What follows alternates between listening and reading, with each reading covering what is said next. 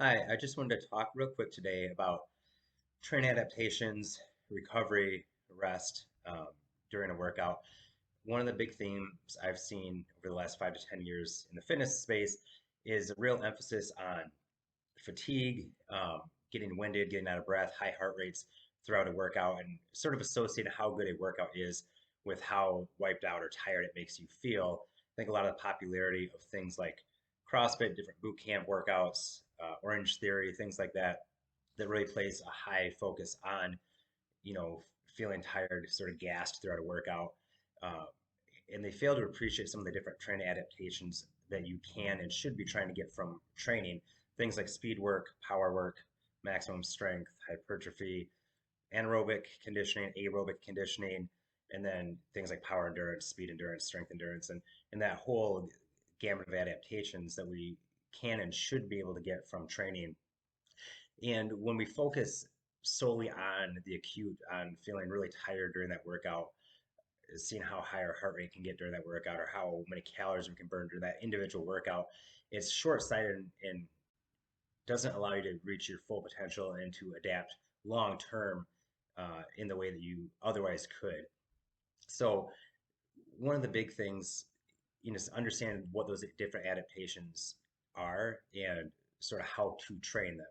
So a good general rule of thumb is that the more effort you put into something, the longer rest you will need. So if we're looking at a continuum, the things that are going to require the most recovery are going to be speed and power work. If you're monitoring your heart rate, you're typically going to want to, if you're trying to get faster or more explosive, build and develop more power or acceleration, then you're gonna, if you're using like a heart rate monitor, you're gonna want to let yourself recover, probably back down to like 50% of your max heart rate. Or, for most people, that's going to be at least 5 minutes of rest.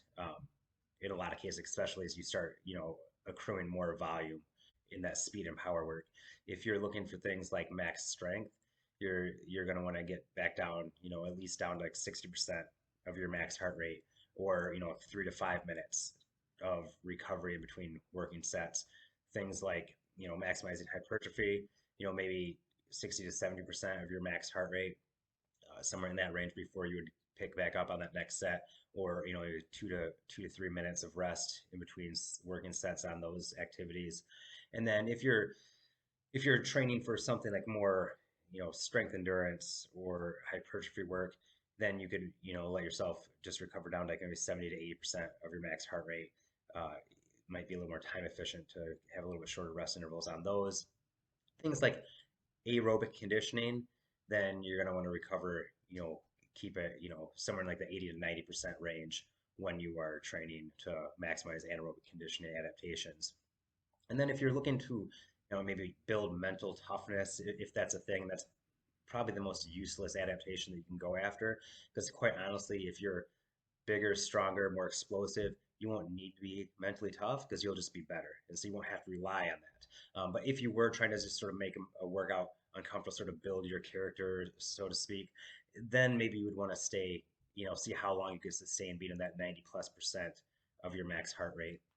And then the one thing we haven't really talked about is aerobic conditioning. So if you just really want to build your quote unquote cardio, in that case, you want to actually keep your heart rate fairly low, somewhere in that 60 to 70% of your max heart rate, and just sustain that, for as long as you can, 20 plus minutes.